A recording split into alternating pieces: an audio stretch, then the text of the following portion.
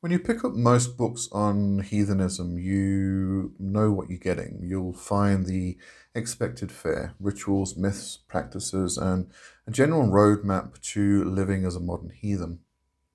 And don't get me wrong, that's valuable, extremely valuable. People need to know the nuts and bolts of how to practice, how to connect with the gods and spirits, and how to bring an ancient worldview into modern life. But here's the thing, most of those books stop there. They'll happily reconstruct the old ways, often with a lot of reverence for the law, but they'll quietly skip past the elephant that's been sitting in the middle of heathen communities for decades now. That elephant is fascism. Ryan Smith's The Way of Fire and Ice does all the usual things. Yes, he gives you practical steps, spiritual guidance, and a sense of what heathen life looks like, but he also does something that I honestly wish more authors in this space had the courage to tackle. He calls out directly and without flinching the infiltration of heathenism by fascists and neo Nazi groups. Not only does he acknowledge this plague that has been festering in the community for years, but he also teaches readers how to stop it, how to understand it, and most importantly, how to push back against it. That, for me, is what makes this book not just another intro to heathenry guide, but something genuinely necessary. It doesn't just teach you how to be a heathen, it teaches you how to be an ethical heathen in today's world. Let's step back for a moment. For those unfamiliar, heathenism, or what Ryan Smith is calling radical Norse paganism, is a revivalist faith. It draws from the pre Christian traditions of Norse and Germanic peoples, reimagining for a modern context.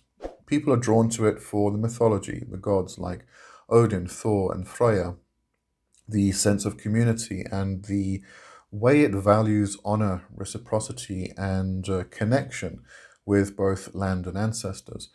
But like any reconstructed path, heathenism exists in tension.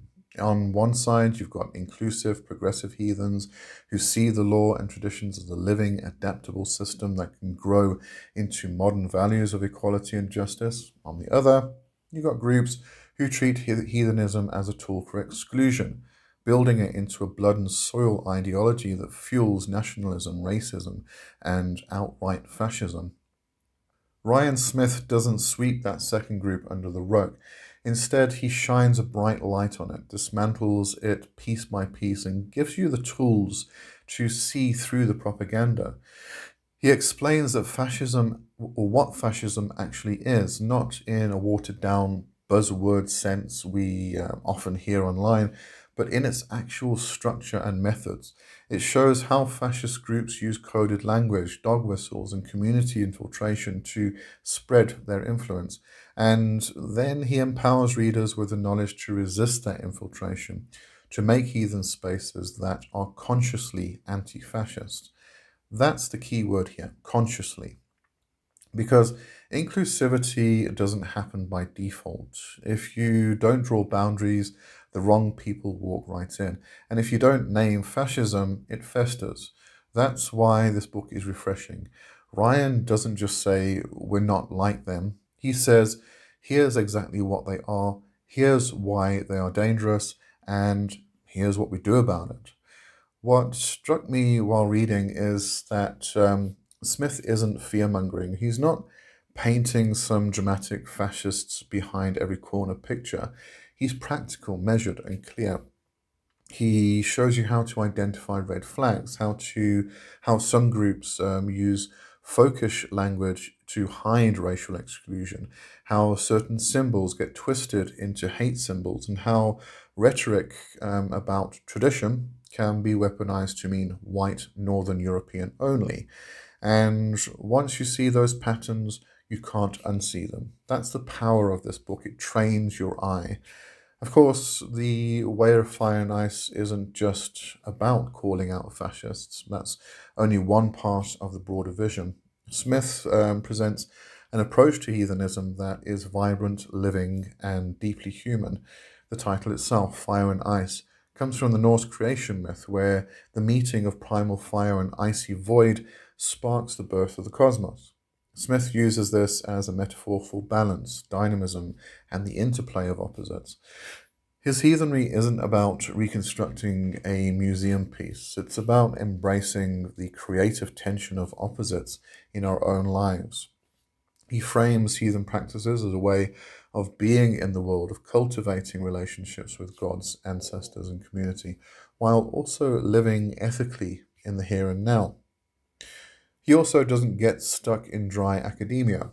His book is accessible, written in plain language, and aimed at both newcomers and those who've been circling heathen spaces for a while, but maybe felt uncomfortable with the politics they encountered there. You won't feel like you're being lectured to, but you also won't feel like you're being handed a shallow worship Thor and wear a hammer pendant beginner's kit. He strikes that balance of approachable yet meaningful.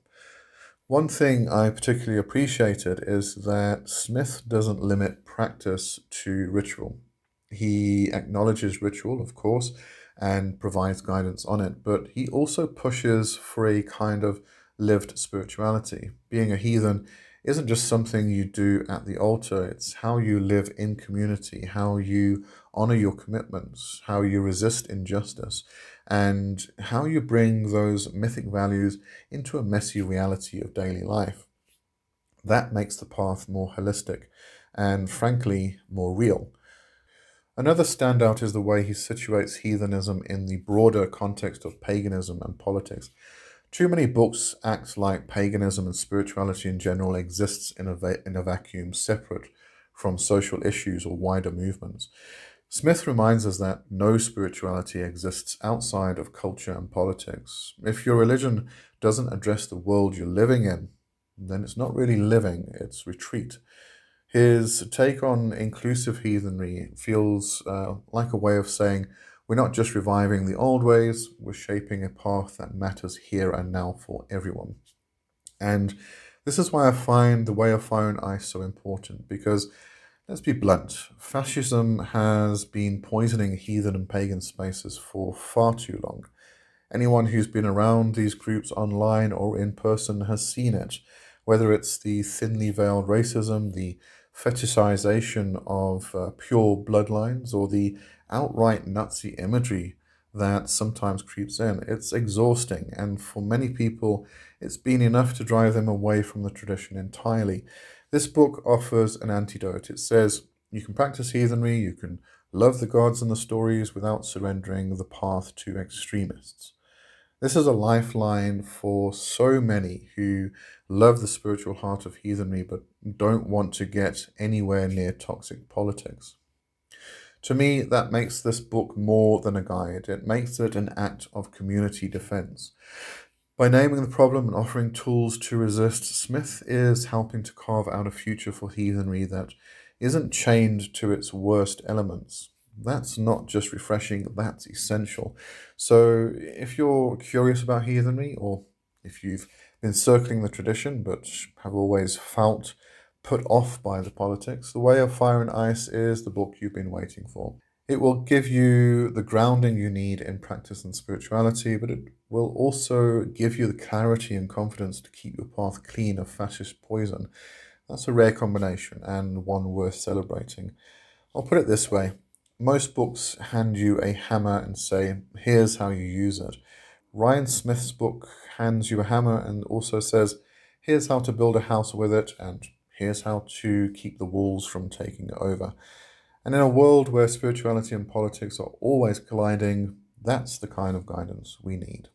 All right, so I just want to have a look at some of the quotes that I came across, which I found rather interesting.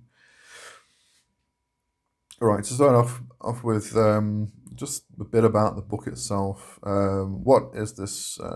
What is this book? The Way of Fire and Ice, which is also known as radical Norse paganism, fire and ice paganism, and the radical tradition that set it apart from all other forms of Norse paganism. I have mentioned that. I just wanted to know, if you do come across these terms, you know what is being talked about. The foundation for this belief, discussed further in chapter 5, holds that the measure of a person is in their deeds. This means the inherent traits of race, gender, sexuality, national origin, physical or mental ability are not and never should be used for assessing anyone's worth. Anyone who respects others and treats people with the dignity all deserve is welcome. Those who reject this core truth by calling for or actively excluding, denying, or directly harming anyone based on inherent facts of their existence are opposed to everything that is the way of fire and ice. Thought that put it into a paragraph perfectly. Sorry about that. Paragraphed. All right. Just at the beginning, obviously, we've got having a look at some ideas of how he actually includes the anti-fascist rhetoric.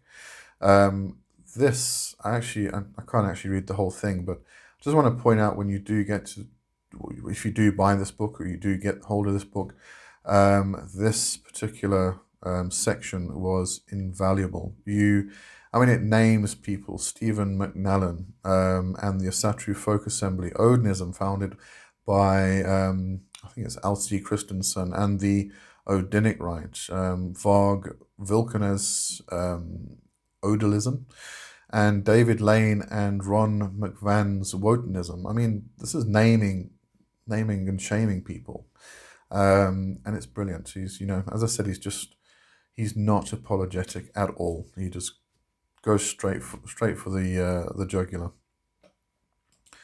All right, let's have a look.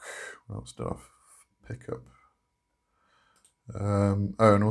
Goes on to say, unfortunately, their dishonesty, deliberate misrepresentation of their beliefs, active recruitment, and failure by some in the Norse pagan community to confront them have allowed them to hog the proverbial microphone, effectively appearing to be the norm when they are in fact a very loud fringe. And this doesn't just affect the heathen and pagan communities in general. You find this a lot in the left-hand path. It's been happening for a long time because, like heathenry, left-hand path has a particular framework which makes this infiltration so easy.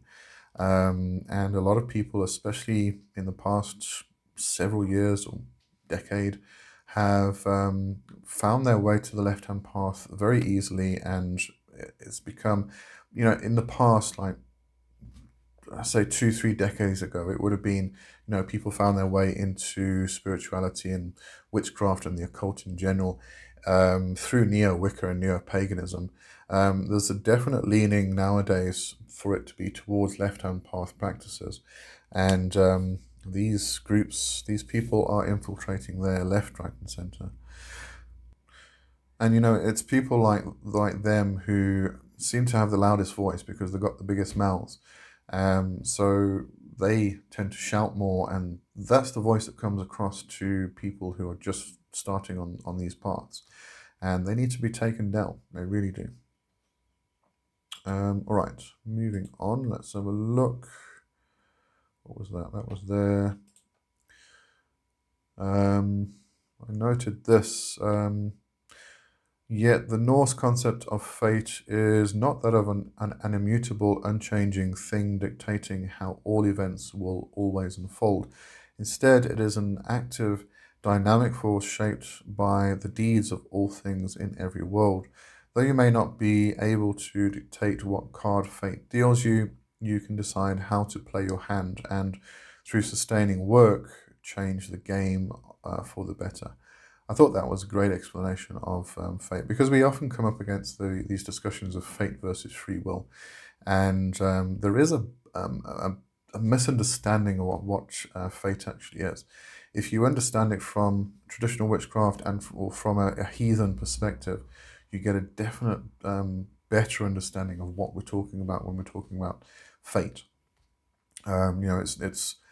It tends to get mixed up with the idea of destiny.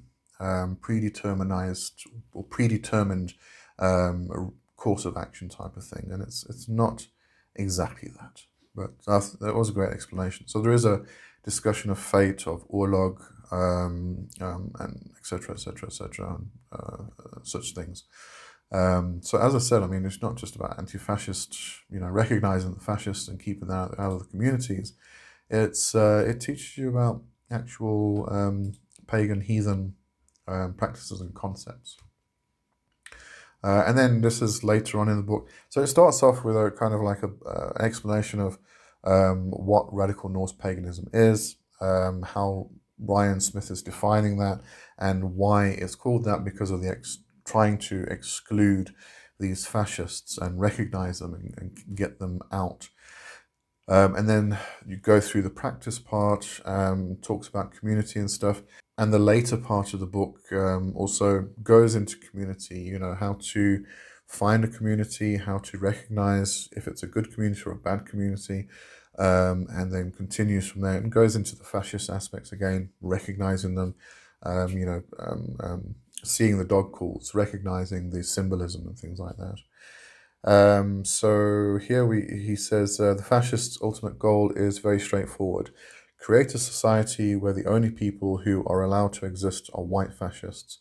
According to Burley, this is commonly referred to as a white ethno-state, a society where anyone who doesn't qualify in the eyes of fascists as white, conform to traditional gender roles, and adhere to fascist ideology will be eliminated. Robert Paxton makes it totally clear that fascists believe anyone deemed a race enemy is utterly irredeemable and must be exterminated. So, some things to look out for, a lot to look out for. And he goes into all of that. There's actually one, don't know if I marked it, I'll check just now, but let's talk about it anyway. There's one aspect which I thought was very interesting. So you have a lot of people in these neo-Volkish traditions and groups and such things who are white, so they go about spouting out their racism and their fascism and everything else.